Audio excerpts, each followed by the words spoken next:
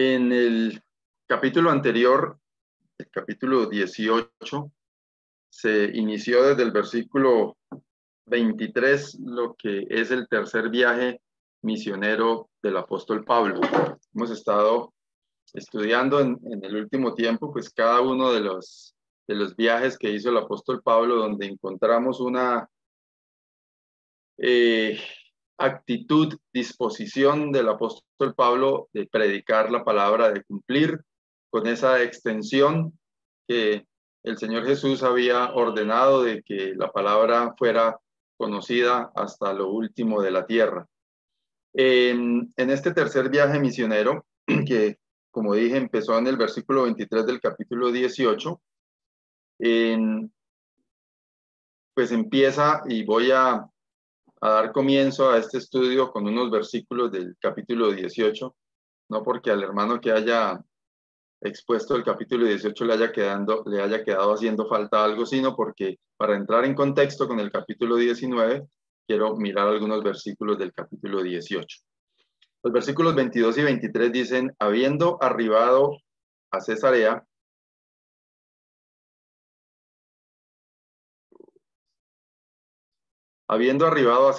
subió para saludar a la iglesia y luego descendió a Antioquía. Y después de estar allí algún tiempo, salió recorriendo por orden la región de Galacia y de Frigia, confirmando a todos los discípulos. Como vimos en los capítulos anteriores, en los viajes anteriores del apóstol Pablo, él había estado predicando con mucha insistencia, convicción, dedicación, la palabra del Señor. Notamos que tenía una estrategia de que al llegar a cada ciudad buscaba la sinagoga y empezaba a enseñar, a discutir, a compartir de la palabra con las personas que estaban allí. Y de esa manera, en el comienzo había hecho una gran siembra de la palabra del Señor y muchos se habían añadido a la iglesia del Señor. Y ahora, en este comienzo de este tercer viaje misionero, vemos aquí esta expresión que él arrancó por la provincia de Galacia, Frigia, dice, confirmando a todos los discípulos. Esto pues me hace pensar, y lo tomé como el énfasis de este estudio, si bien no todo el capítulo 19 está enfocado en ese énfasis, pero hablando de ese tercer viaje me parece importante resaltarlo en la medida en que quizás es importante que nosotros tengamos presente que esta actitud es necesario tenerla. Cuando tenemos algún tipo de actividad en la que personas quedan impactadas con la palabra de Dios, es importante de parte nuestra hacer esta labor de confirmación. Y al hablar de confirmación, no se refiere al sacramento que predica la iglesia tradicional, sino sencillamente al significado literal de la palabra, es decir, conocieron, aceptaron, pero ir a afirmarlos, a confirmarlos, a saber si lo que se les enseñó quedó bien aprendido, si hay alguna inquietud, si hay alguna duda, si hay algo en lo que se pueda fortalecer, si podemos ayudarle en algo. Y esto es bien importante, hermanos, porque tenemos actividades. Algunos dicen que nosotros quizás no tenemos las suficientes actividades, pero creo que sí. Acabamos de salir ayer de un campamento de jóvenes que, si bien el grupo con el que estuvimos fue un grupo pequeño en relación con otros grupos que hemos tenido en otros años en cuanto a número, en cuanto a cantidad, pues hubo en algunos pocos impacto de la palabra de Dios en ellos. Y lo notamos por algunas reuniones que tuvimos con jovencitos y jovencitas, donde se notó que la palabra de Dios encontró un lugar, encontró terrenos abonados. Y hermanos, nos toca a nosotros, como parte de la iglesia, a los que somos más, tenemos más compromiso, tenemos más responsabilidad, tenemos delante del Señor, pues, esa responsabilidad de hacer algo con estas personas, los que están llegando a través de las actividades virtuales que hemos tenido, que lograron hacer algún tipo de conexión y que están llegando a nuestros lugares de reunión, pues es importante pensar que el ejemplo del apóstol Pablo no queda ahí en este detalle que deja la palabra del Señor, de la labor que hizo el apóstol Pablo de confirmar a todos los discípulos, tiene que ver con eso.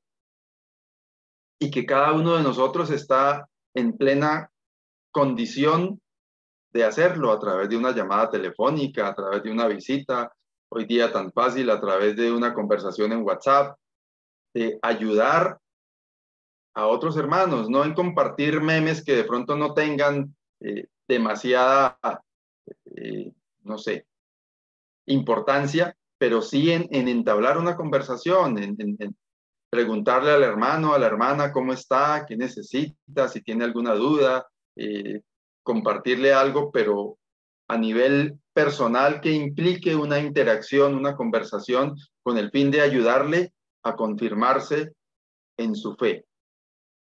Esto es bien importante porque notemos que la labor que inició el apóstol Pablo, inmediatamente después de terminar su segundo viaje misionero, tenía este objetivo.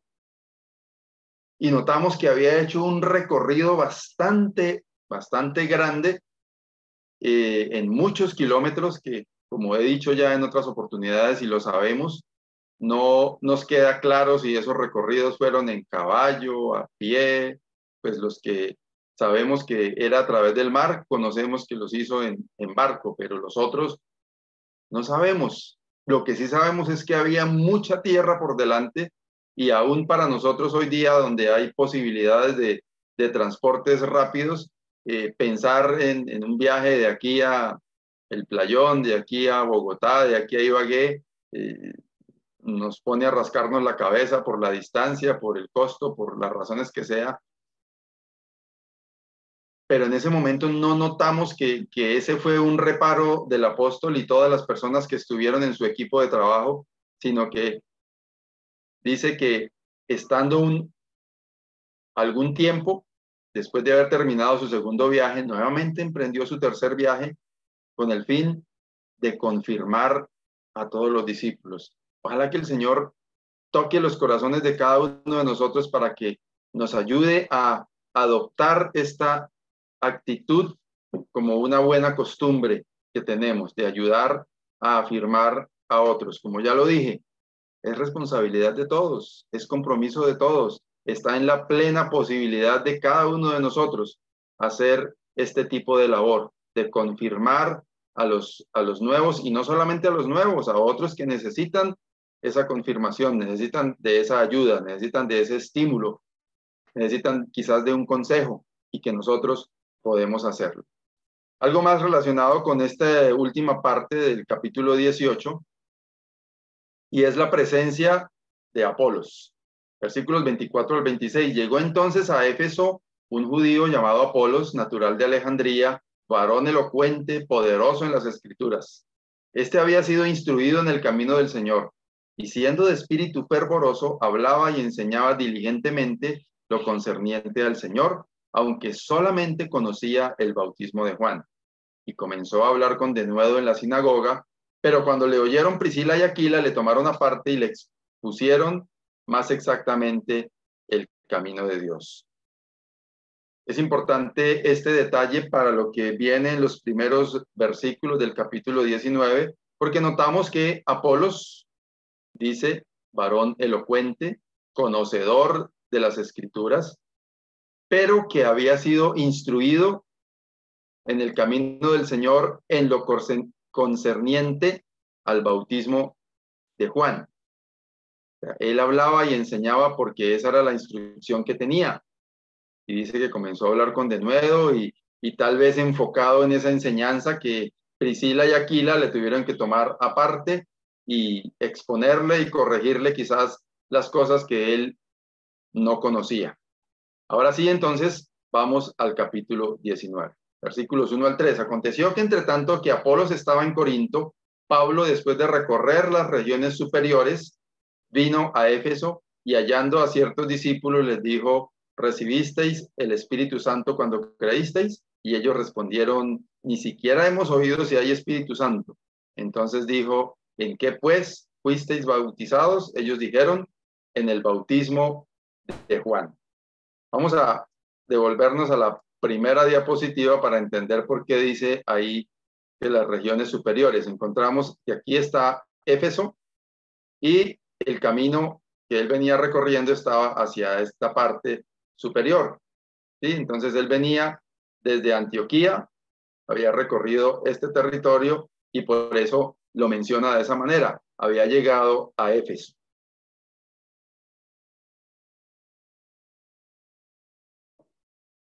A ver, me devolví.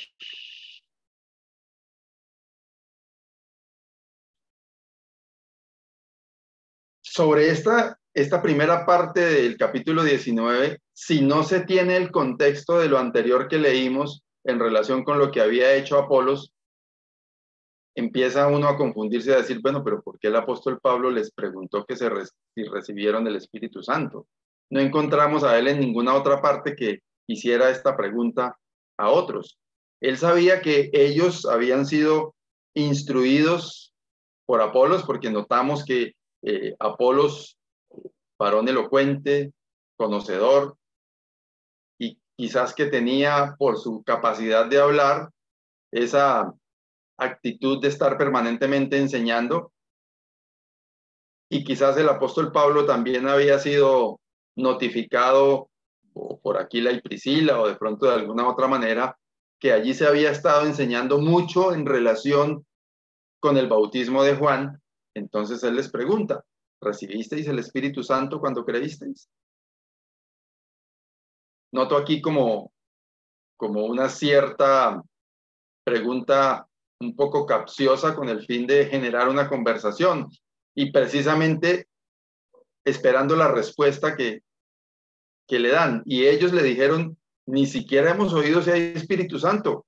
Entonces el apóstol les dice, ¿en qué pues fuisteis bautizados? Ellos dijeron, en el bautismo de Juan. Somos conscientes todos nosotros, espero que así sea, que recibimos el Espíritu Santo en el momento en que aceptamos al Señor Jesucristo. Encontramos en la palabra de Dios claramente establecido que esto es así.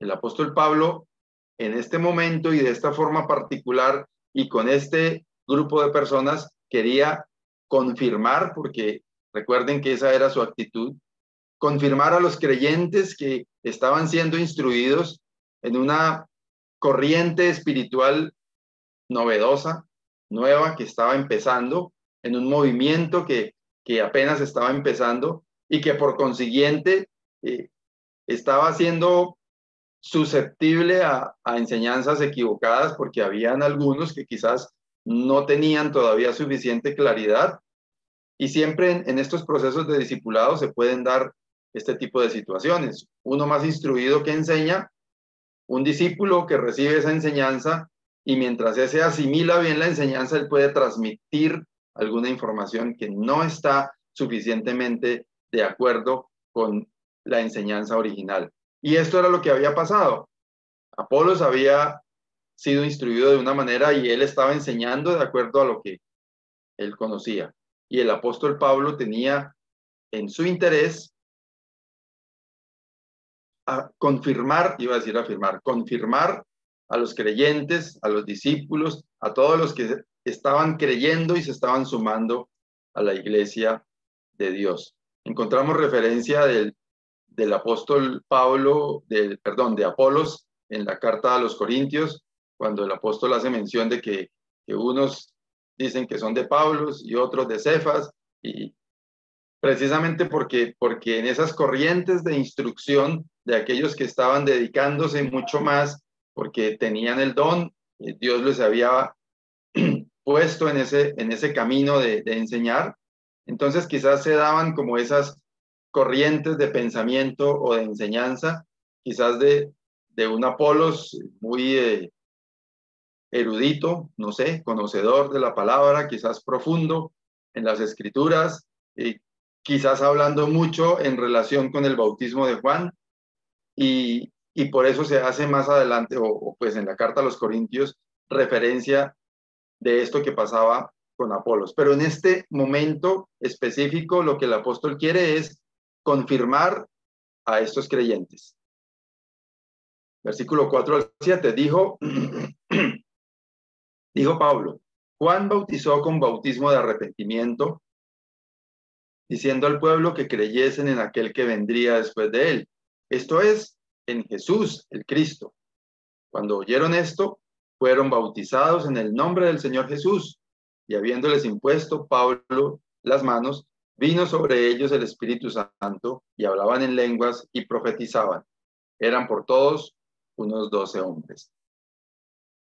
Aquí hay un acontecimiento específico, especial, particular, que necesitaba que sucediera para la confirmación no solamente de estos creyentes, sino que quizás de algunos otros que habían recibido la misma instrucción y que estaban en ese momento coyuntural recibiendo, o en el pasado reciente recibiendo información de lo que fue la enseñanza relacionada con el bautismo de Juan para salvación, y lo que era esto nuevo que estaba sucediendo relacionado con la promesa de Jesús mismo en cuanto al Espíritu Santo. Y por eso la necesidad de que con estos 12 hombres se diera este acontecimiento especial. Vino sobre ellos el Espíritu Santo y hablaban en lenguas y profetizaban. Eran por todos unos 12 hombres. Notamos que ese acontecimiento particular se queda allí como si fuese un paréntesis. Dios necesitaba manifestarse con ellos para confirmarlos a través del apóstol Pablo en relación con la necesidad de ser bautizados, con la realidad del Espíritu Santo entrando a cada persona en el momento de creer. A partir de eso, pues se han gestado algunas controversias en cuanto a si estos 12 hombres antes de este acontecimiento eran creyentes, eran salvos o no eran salvos, que porque si eran discípulos tenían que ser salvos y que porque si no habían recibido el Espíritu Santo entonces no eran salvos. Entrar en esos detalles pues creo que no nos corresponde. Yo siempre digo, me lo habrán escuchado decir antes, que cuando el detalle está expresamente declarado en la palabra de Dios es porque es necesario que lo conozcamos. Y cuando el detalle no está expresamente declarado en la palabra de Dios es porque el Señor no quiere que lo conozcamos. Entonces, no es importante saber si ellos antes eran creyentes o no eran creyentes.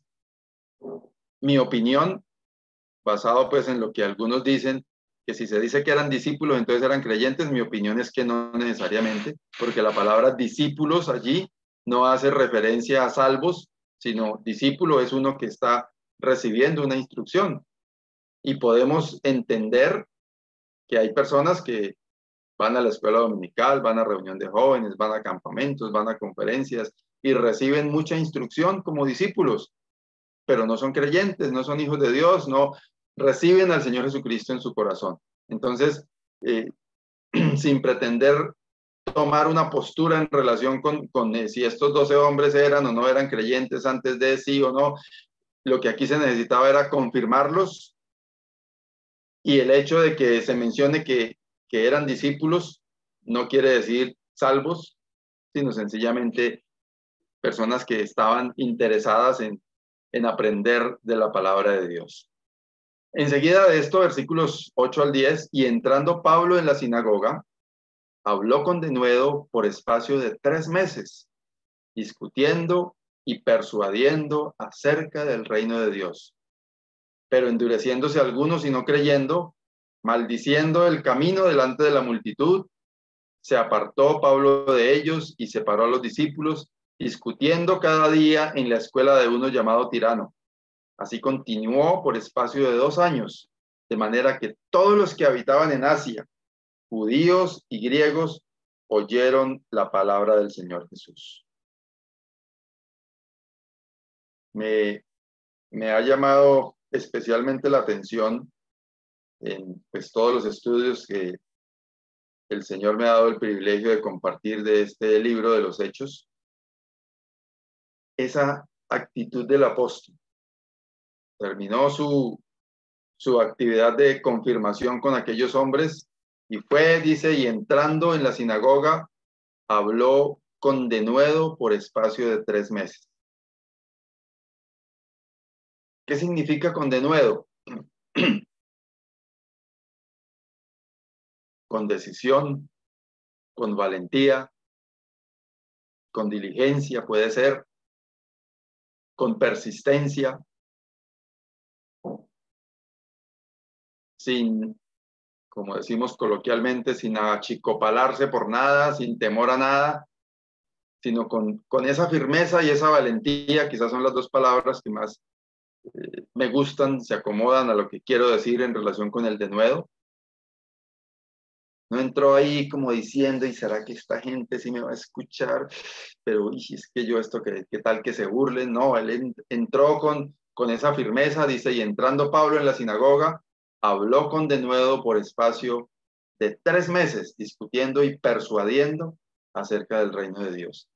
Decía que me ha tocado especialmente, llamado la atención, esa actitud del apóstol de persistir, persistir, persistir en enseñar la palabra de Dios, en discutir, entendiendo por discutir, compartir criterios, conversar, intercambiar opiniones basadas en la Escritura, dice, y persuadiendo acerca del reino de Dios. Encontramos que aquí, como es natural, algunos se endurecieron y no creían y maldecían el camino delante de la multitud. Y entonces el apóstol Pablo tomó la decisión de apartarse y como que crear un grupo aparte. Algunos dicen que pues esta escuela de este señor tirano, que no es que fuera tirano de actitud, de adjetivo, sino es tirano de nombre, porque ahí la T está con mayúscula, o sea, ese era el nombre de él. No es que fuese tirano, sino que él se llamaba así. Que ese tipo de escuelas se reunían a estudiar y tenían algunos espacios, algunos descansos en el día para hacer siesta o para comer, para algunas otras cosas. Entonces algunos dicen que en ese tiempo el apóstol como que alquilaba el lugar y se reunía con otro grupo de personas específicamente interesadas en la palabra de Dios, en las enseñanzas de lo que se llama aquí el camino, que no es otra cosa que la salvación a través del Señor Jesucristo.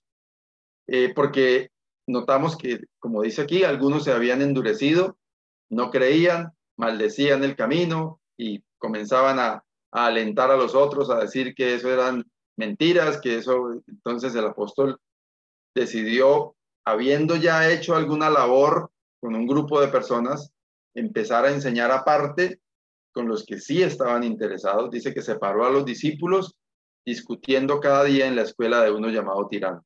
Y así continuó por espacio de 2 años. ¿Cuál era la actitud del apóstol?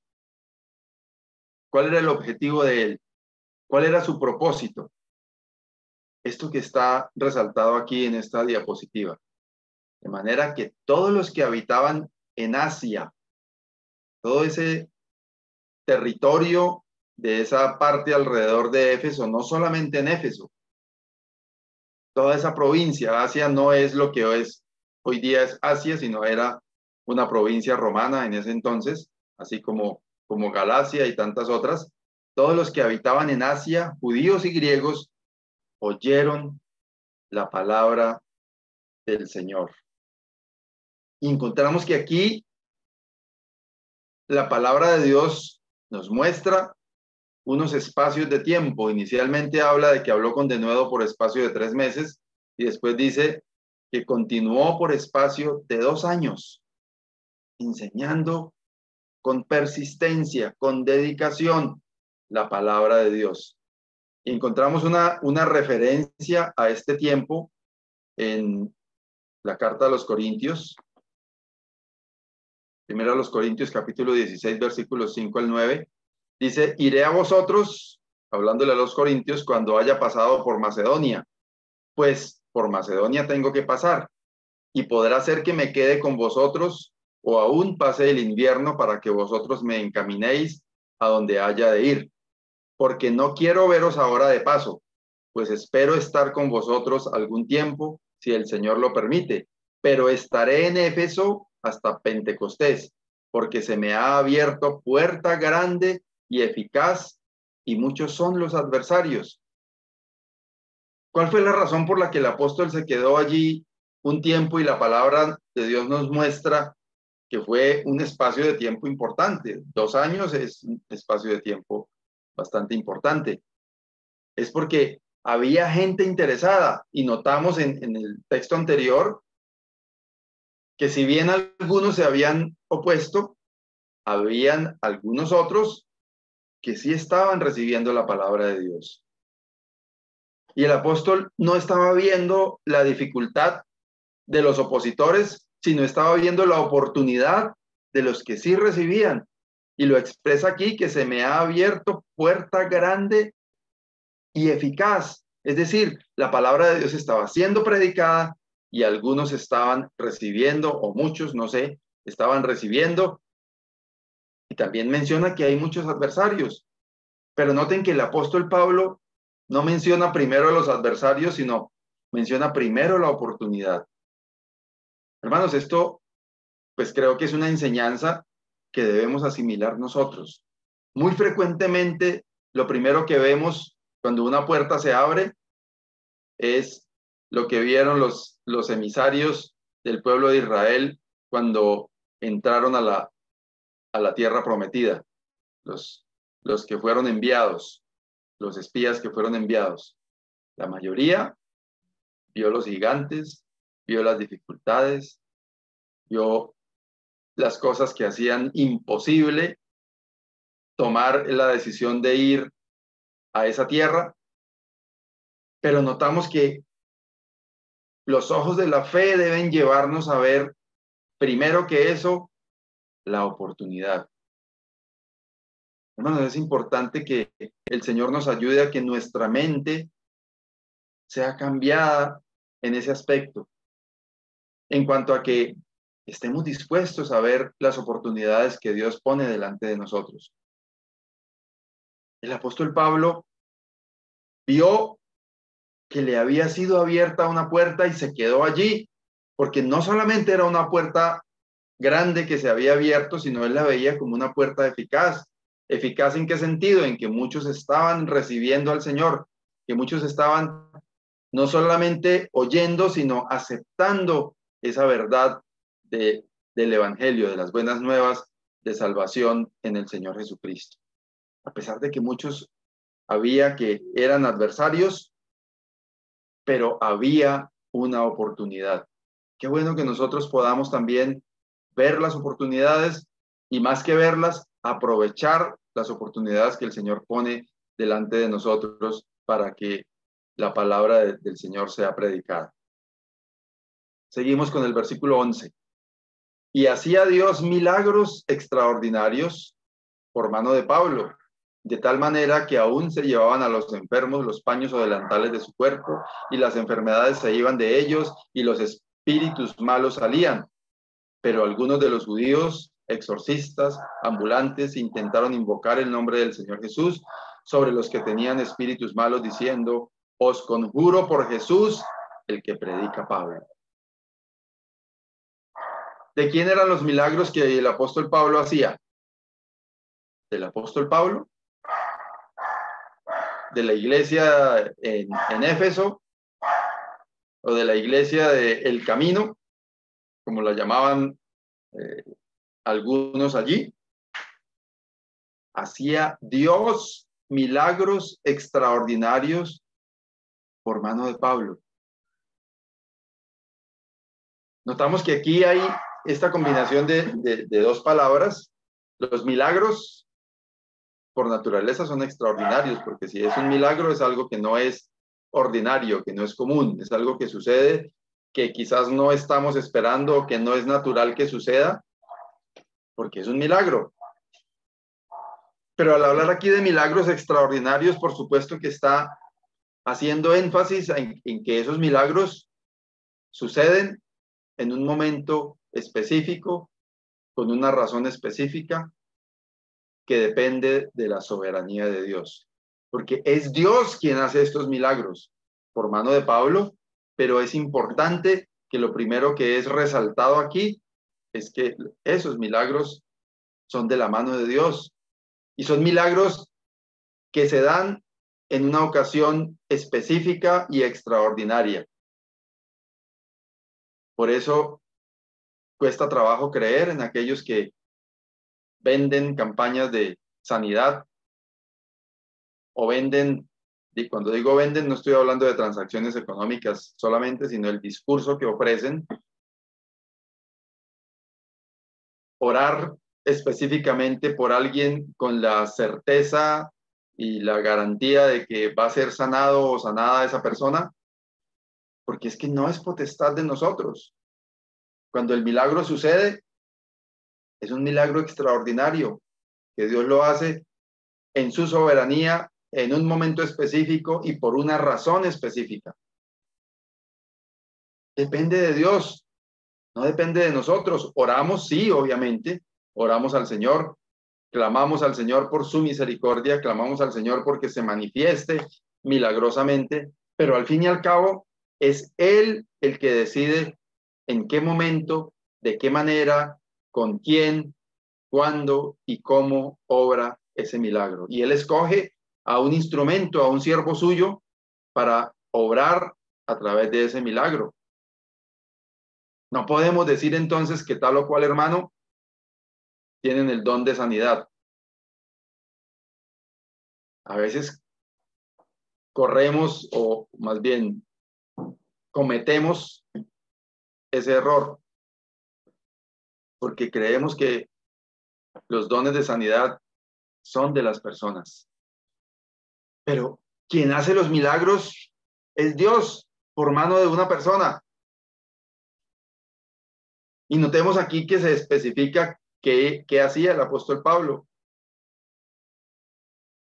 Le llevaban los enfermos o prendas de esas personas enfermas y eran sanados. Y los espíritus malos salían. Pero era Dios el que estaba obrando, como dice, por mano del apóstol Pablo. Dice, pero algunos de los judíos exorcistas ambulantes intentaron invocar el nombre del Señor Jesús sobre los que tenían espíritus malos, diciendo, os conjuro por Jesús, el que predica Pablo. Parece ser que había un oficio en ese momento, que así como un vendedor ambulante hoy, no había exorcistas ambulantes, personas que iban sacando espíritus malos de las personas, y ellos viendo esa corriente que se estaba dando a través de lo que Dios hacía por mano del apóstol Pablo, empezaron a usar el nombre del Señor Jesús, el que predica Pablo, dijeron. Y notemos entonces esto maravilloso que sucede enseguida. Había 7 hijos de un tal Esceva, judío, jefe de los sacerdotes, que hacían esto. Pero respondiendo el espíritu malo dijo, a Jesús conozco y sé quién es Pablo, pero vosotros, ¿quiénes sois? Y el hombre en quien estaba el espíritu malo saltando sobre ellos y dominándolos, pudo más que ellos, de tal manera que huyeron de aquella casa desnudos y heridos.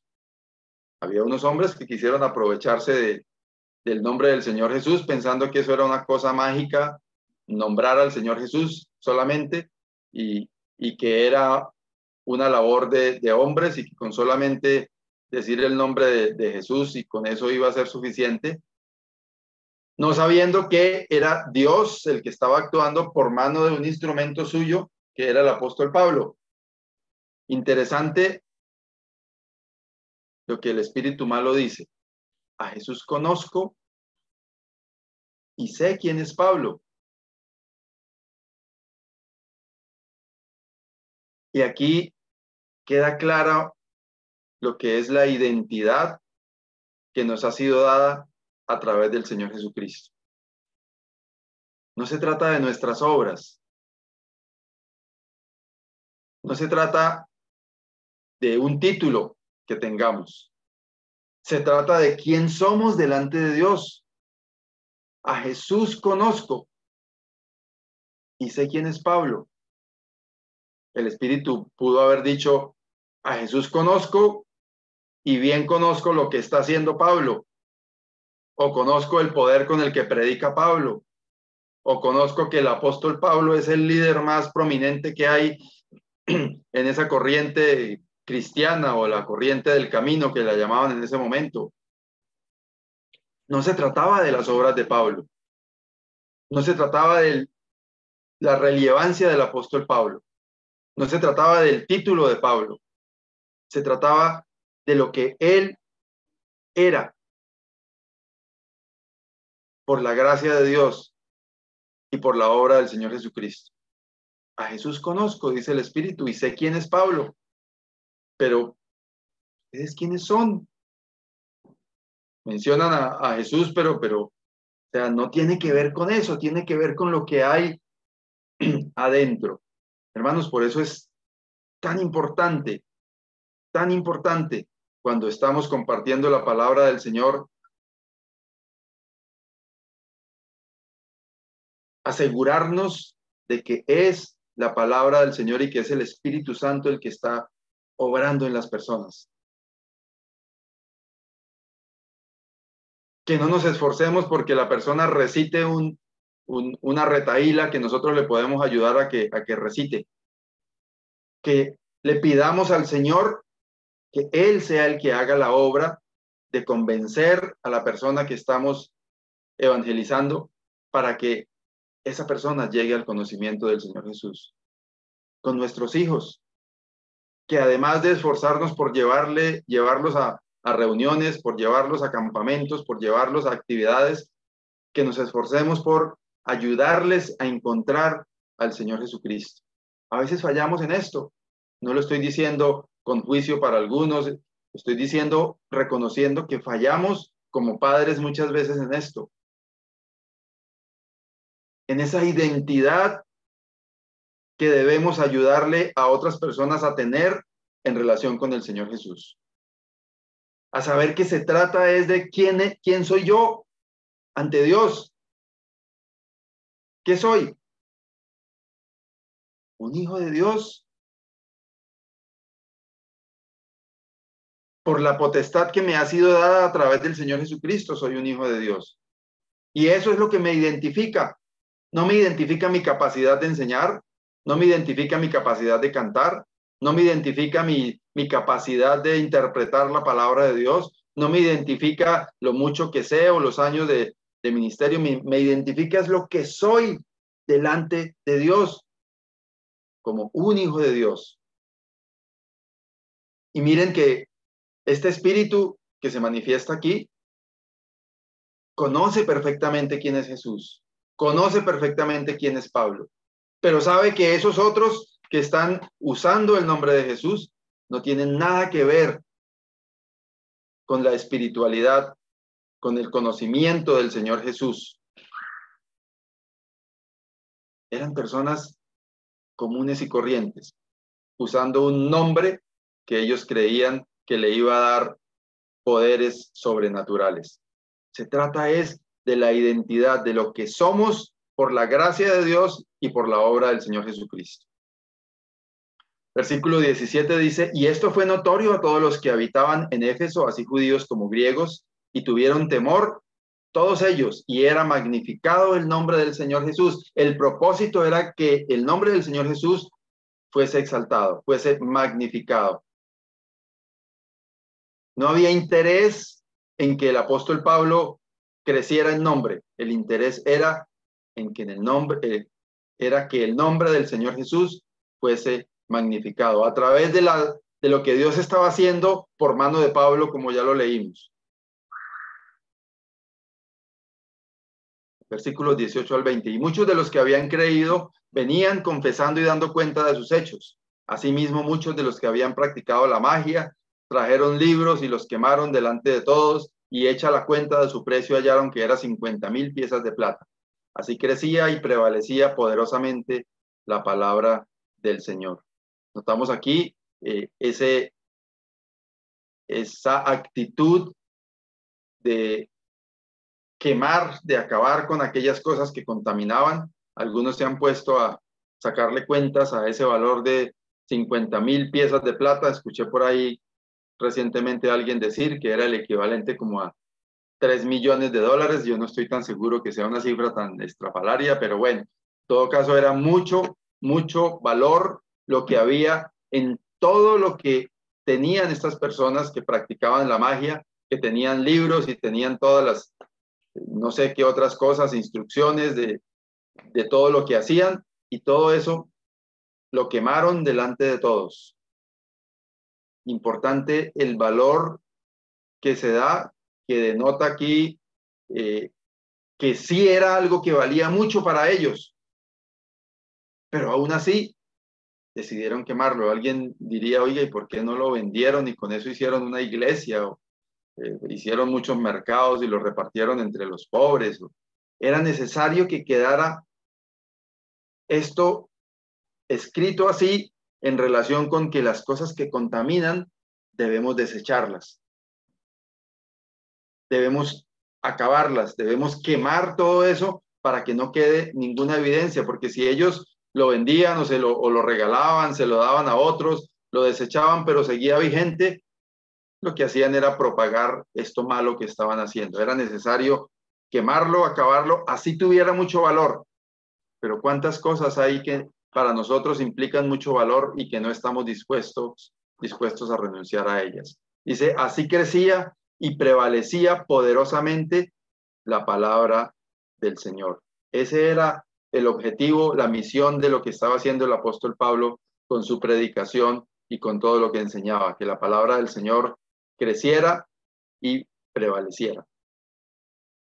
Pasadas estas cosas, versículos 21 y 22, Pablo se propuso en espíritu ir a Jerusalén, después de recorrer Macedonia y Acaya, diciendo, después que haya estado allí, me será necesario ver también a Roma, y enviando a Macedonia a dos de los que le ayudaban, Timoteo y Erasto, él se quedó por algún tiempo en Asia. Como ya vimos, él estuvo en esta área con el propósito de enseñar, de predicar, de confirmar a los discípulos que habían recibido la palabra del Señor y hacer que siguiera creciendo todo ese movimiento maravilloso que se llamaba la iglesia del Señor, los cristianos que estaban a través del impulso que recibían de los maestros que había en el momento y también del Espíritu Santo obrando en cada uno de ellos, hacer crecer y propagar la palabra de Dios y más bien el evangelio de salvación. Versículos 23 al 26. Hubo por aquel tiempo un disturbio no pequeño acerca del camino, porque un platero llamado Demetrio, que hacía de plata templecillos de Diana, daba no poca ganancia a los artífices, a los cuales, reunidos con los obreros del mismo oficio, dijo: varones, sabéis que de este oficio obtenemos nuestra riqueza, pero veis y oís que este Pablo no solamente en Éfeso, sino en casi toda Asia ha apartado a muchas gentes con persuasión, diciendo que no son dioses los que se hacen con las manos. El evangelio del Señor que el apóstol Pablo estaba predicando, pues obviamente estaba ocasionando algún malestar entre quienes vivían de la idolatría. Sabemos que en Éfeso había un templo gigantesco a Artemisa o Diana, y esto hacía que hubiese allí mucha gente que vivía de esas estatuillas, o como se dice aquí, templecillos de Diana, o sea, como efigies pequeñas de la diosa o del templo, y eso daba ganancia, dice, no poca ganancia, es decir, mucha ganancia a los artífices, y ellos obviamente estaban molestos porque el apóstol Pablo estaba predicando en contra de la idolatría, enseñando acerca del Señor Jesús, enseñando que el único y verdadero era el Señor Jesús y que no necesitaba de ídolos, no necesitaba de ese templo y de todas esas cosas que estaban enseñándose allí, que estaban equivocadas.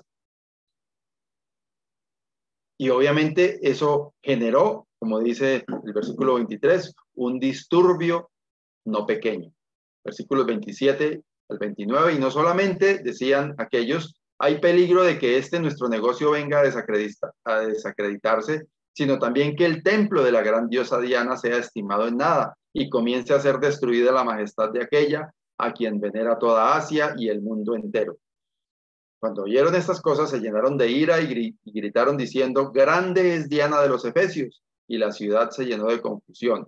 Y a una se lanzaron al teatro arrebatando a Gallo y a Aristarco, macedonios, compañeros de Pablo. Obviamente, la palabra de Dios, el evangelio del Señor, la predicación de este evangelio, el nombre del Señor Jesucristo, a veces genera este tipo de amenazas. La gente siente amenazada, se siente amenazada, y eso nos pasa inclusive hoy día cuando compartimos acerca del Señor. Entonces se tuerce la enseñanza pensando que es que estamos hablando mal de la madre del Señor Jesús, o que estamos atacando directamente a algunas prácticas o siendo ofensivos, pero muchas veces lo que sucede es que las mismas personas, a través de la obra del Espíritu en ellos, en su labor de convencerles de pecado, ven lo que enseñamos como una amenaza.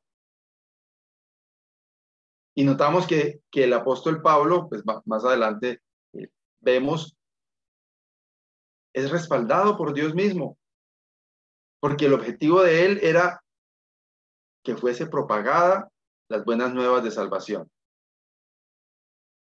Y aquí los habitantes de alrededor de este negocio lo ven como una amenaza, ven el peligro de que el negocio se les desacredite, y lo disfrazan diciendo que la misma diosa Diana va a ser estimada en nada y que se va a convertir en un peligro para mucho del turismo religioso que había en la época, porque Éfeso era una ciudad muy importante en el momento, y muchos iban a visitar a la gran diosa Artemisa o Diana, como dice aquí, una diosa que veneraba toda Asia y el mundo entero. Habían muchos alrededor de Éfeso que venían específicamente a visitar el templo de Diana.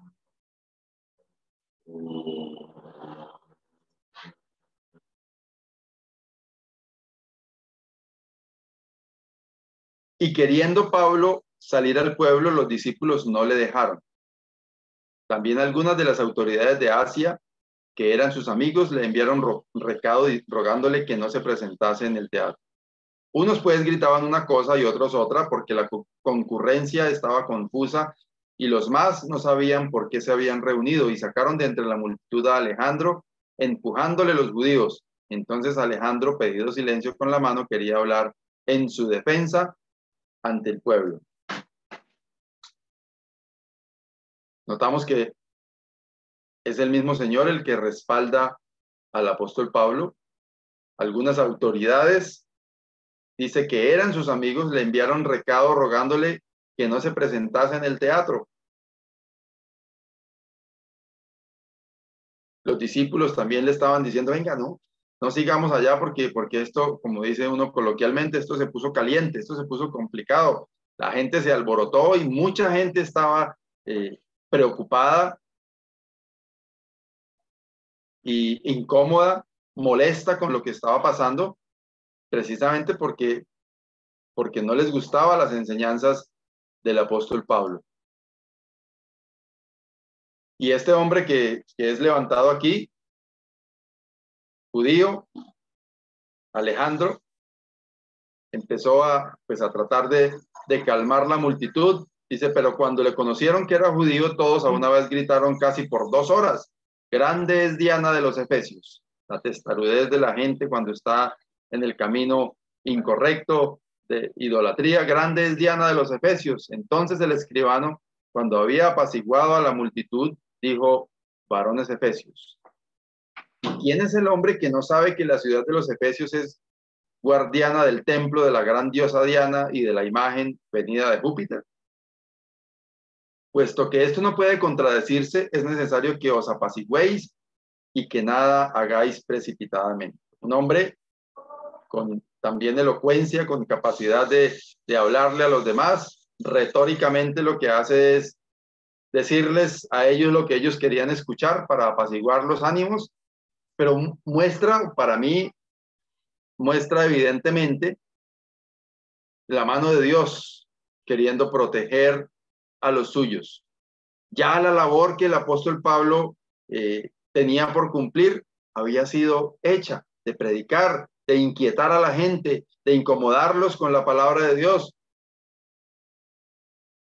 Y ahora aparece este hombre con alguna capacidad de intermediar y de decir, es necesario que os apaciguéis y que nada hagáis precipitadamente, porque habéis traído a estos hombres sin ser sacrílegos ni blasfemadores de nuestra diosa, que si Demetrio y los artífices que están con él tienen pleito contra alguno, audiencias se conceden y procónsules hay, acúsense los unos a los otros. Es decir, los artífices encabezados por Demetrio, el problema que tenían era con el negocio, pero los otros los estaban acusando de profanar a la diosa Diana, y entonces este hombre les dice, venga, aquí no hay nada que podamos hacer. Si ellos quieren demandarlos porque atentaron contra su negocio, pues vayan y busquen los procónsules, hagan una audiencia, llévenlos a esa audiencia y acúsenlos y miren a ver qué pasa. Y si demandáis alguna otra cosa en legítima asamblea se puede decidir, porque peligro hay de que seamos acusados de sedición por esto de hoy, no habiendo ninguna causa por la cual podamos dar razón de este concurso. Y habiendo dicho esto, despidió la asamblea. Estaban reunidos un gran número de personas en aquel teatro. Sabemos que el imperio que gobernaba era el imperio romano, entonces esto tendría que haber sido llevado a Roma, y muy seguramente por las condiciones que estaban dadas, según lo que este hombre Alejandro, conocedor de las leyes, está diciendo, venga, nos vamos a someter al peligro de ser acusados de sedición sin haber ninguna causa, sin tener razones que podamos dar de lo que se está levantando aquí, y es mejor que nos calmemos y que cada uno se dirija a sus casas. Levantemos esta asamblea porque aquí nos vamos a meter en problemas.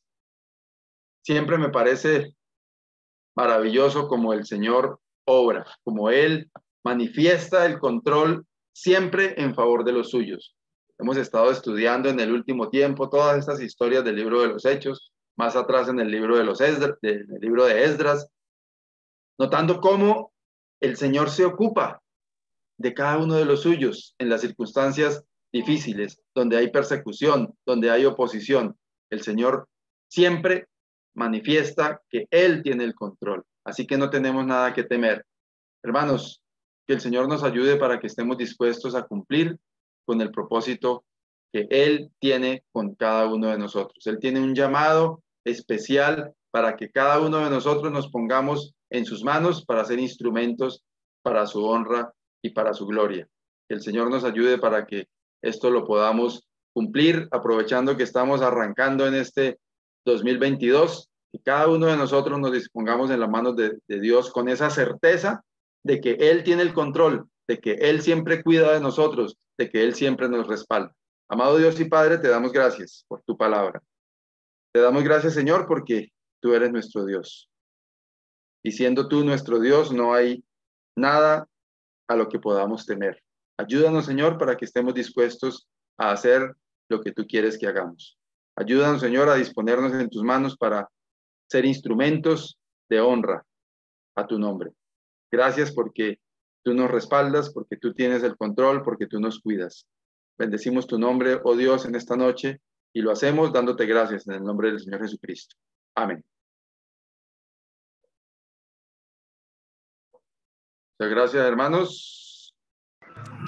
Gracias a usted. Buenas noches. Gracias, hermano. Nos vemos el jueves. Que pase una feliz noche. Una linda noche.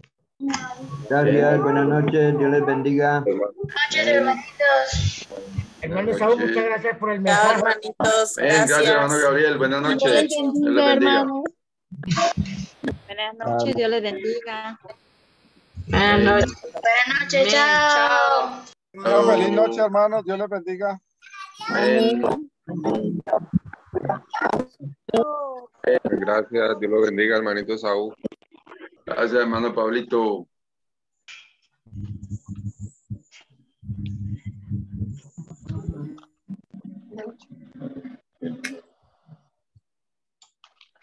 Ahí está su papá.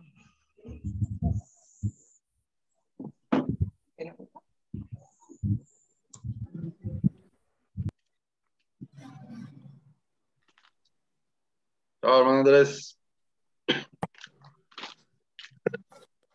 Chao, buenas noches para todos. El Señor les bendiga a todos. Buenas noches, que Dios lo bendiga. Amén, amén. Chao, chao.